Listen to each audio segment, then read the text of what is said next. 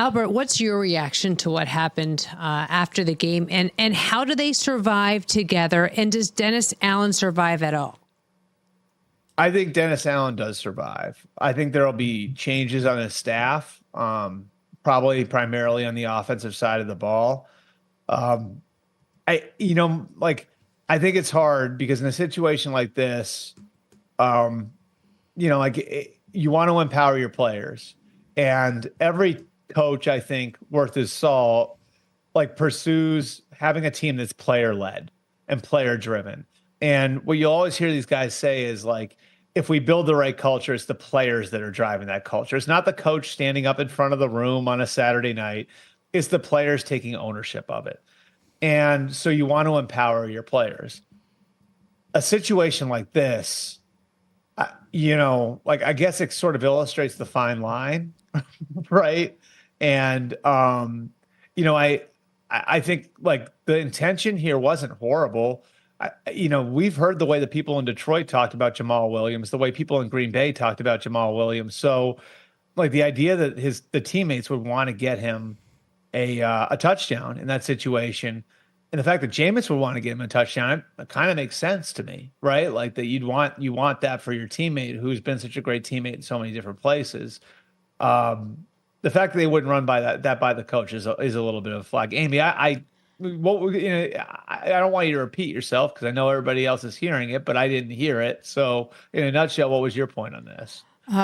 You just mentioned something about people surprised as to how this was done. I was not surprised at all. If what Jameis and the Saints team did happened to any other coach, I would have been very, very surprised. But it happened to Dennis Allen, and I was not the least bit surprised by that.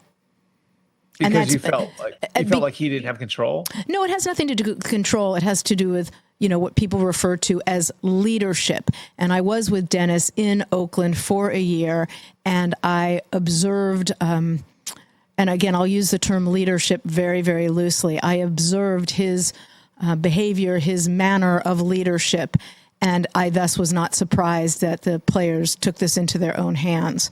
It just didn't surprise me at all. Okay. And I think that that's definitely something to consider when you're looking at, because I think that part of it too, honestly, I think when we all get caught up in developing quarterbacks and calling plays and all of this different stuff. And I mean, I think the reason the ex-players have worked out, so some of the ex-players that have become head coaches, that's a trend too. Where you have McVay and Shanahan and LaFleur and the offensive coaches that have made it, right? As head coaches. And then you look on the player side of it, and the truth is there's a trend over there too. And I think that, the Dan Campbell, the Mike Vrabel, the DeMeco Ryans, Kevin O'Connell, leadership is a huge part of this, and being able to command a room and being able to, and I think that that's what you're getting at, right? I am. And it's not just leadership, it's respect for your coach. Again, I can't name one of the other 31 coaches where a player or a team of players would have done what the Saints did without going over to their head coach and saying, hey, look, this is something we really want to do. We want to pay, respect to Jamal. We want to give him this touchdown.